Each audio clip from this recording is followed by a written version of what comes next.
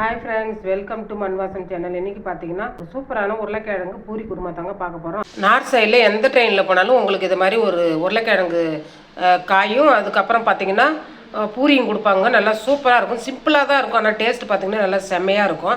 அது எப்படி செய்யலான்னு பார்க்கலாங்க. அதுக்கு நான் ஒரு 1/4 கிலோ உருளைக்கிழங்கு நல்லா அவிச்சு எடுத்து வச்சுருக்கிறேன். இது அப்படியே இருக்கட்டும். இப்போ அதுக்கு ஒரு மசாலா ரெடி பண்ணிக்கலாங்க. ஒரு மிக்ஸி ஜார் எடுத்துக்கோங்க. ஒரு 6 பச்சை மிளகாய் சேர்த்துக்கலாங்க. இப்போ தோலோடைய பூண்டு வந்து பார்த்திங்கன்னா ஒரு 5லேருந்து 6 பல்லு சேர்த்துக்கலாம். அது கூடவே ஒரு துண்டு இஞ்சி சேர்த்துக்கலாங்க. ஒரு தக்காளியை நறுக்கி சேர்த்துக்கலாம்.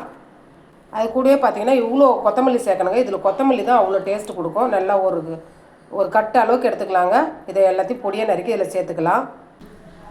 நறுக்கிட்டு சேர்த்துக்கலாங்க. இதில் கொஞ்சமாக தண்ணி சேர்த்து நல்லா பேஸ்ட்டாக அரைச்சி எடுத்துக்கலாம். அவ்வளோதாங்க, அரைச்சி எடுத்துன்னு வந்தாச்சு. இந்த அளவுக்கு பேஸ்ட்டாக அரைச்சி எடுத்துகிட்டு வரணும். இது அப்படியே இருக்கட்டும். இப்போ கேஸ் ஆன் பண்ணிவிட்டு ஒரு கடாயை வச்சுக்கோங்க. 1/4 டீஸ்பூன் மிளகு, 1/4 டீஸ்பூன் ஜீரகம் சேர்த்துட்டு இதை வறுத்து எடுத்துகிட்டு பொடி பண்ணிக்கணும். இது அப்படியே வறுபடட்டுங்க. இப்போ வறுபட்டது போதுங்க. இப்போ நம்ம ஒரு பிளேட்டில் மாற்றிக்கலாம்.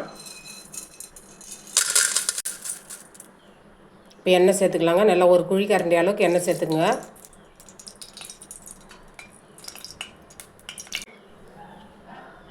இது கூடவே பார்த்திங்கன்னா ஒரு 1/4 டீஸ்பூன் ஜீரகம், ஒரு துண்டு பட்டை, 2 ஏலக்காய், கிராம்பு, ஒரு பிரிஞ்சி இலை, கல்பாசி இதெல்லாம் சேர்த்து நம்ம எண்ணெயில் சேர்த்துக்கலாங்க.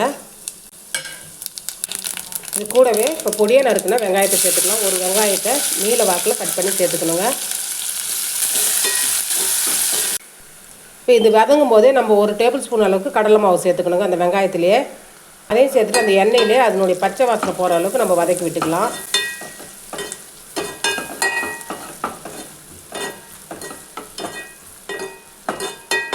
இப்போ நல்லா அந்த கடல மாவு பச்சை வாசனை போயிடுதுங்க. நம்ம அரைச்ச பேஸ்ட் இதில் சேர்த்துக்கலாம். நல்லா கலந்து விட்டுக்குங்க.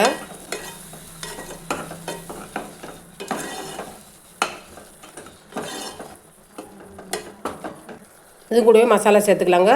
ஒரு 1/2 டீஸ்பூன் மஞ்சள் சேர்த்துக்கலாம். 1/2 டேபிள் ஸ்பூன் அளவுக்கு தனியாத்தூள் சேர்த்துக்கலாங்க. 1/4 டேபிள் ஸ்பூன் அளவுக்கு கார மிளகாத்தூள் சேர்த்துக்கலாம். தேவையான அளவுக்கு உப்பு சேர்த்துக்கலாங்க. அது சேர்த்துட்டு நல்லா அதிலே கலந்து விடுங்க. நம்ம அந்த மல்லித்தழலாம் பச்சையாகவே சேர்த்தலைங்களா, தக்காளி எல்லாமே அது எல்லாமே ஒன்று சேர அந்த பச்சை வாசனை போகிற அளவுக்கு வதக்கணும். அடுப்பை வந்து லோ ஃப்ளேமில் வச்சுருங்க.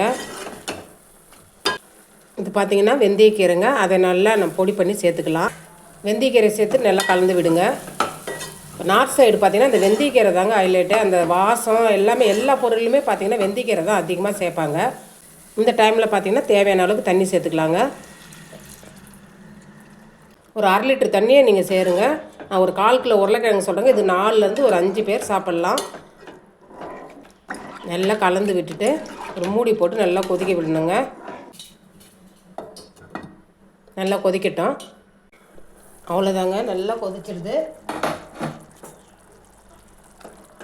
அந்த கடல மாவு சேர்த்ததுனால உங்களுக்கு கிரேவி பாருங்கள் நல்லா கெட்டியாக இருக்குது பாருங்கள். இப்போ நாங்கள் வேக வச்சுருக்கிற உருளைக்கிழங்கு சேர்த்துக்கலாங்க. பொடி பண்ணி சேர்த்துக்கலாம். அவ்வளோதாங்க, சேர்த்துட்டு நல்லா கிளறி விடுங்க.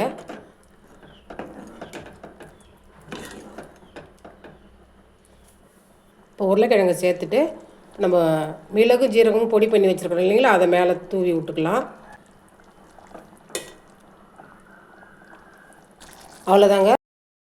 மல்லித்தழை சேர்த்துட்டு நம்ம ரொம்ப கொதிக்க விட தேவையில்லைங்க. இப்போ அடுப்பு ஆஃப் பண்ணிடலாம். அவ்வளோதாங்க. இது மாதிரி நல்லா பூரி சுட்டுட்டு இந்த சப்ஜி வச்சு சாப்பிட்டீங்கன்னா நல்லா சூப்பராக இருக்கும். இந்த ரெசிபி பிடிச்சிருந்ததுன்னா மண்வாசம் சேனலில் லைக் பண்ணுங்கள், ஷேர் பண்ணுங்கள், கமெண்ட் பண்ணுங்கள், சப்ஸ்கிரைப் பண்ணுங்கள். பக்கத்தில் இருக்க பெல் ஐக்கானை கிளிக் பண்ணுங்கள். தேங்க்யூ.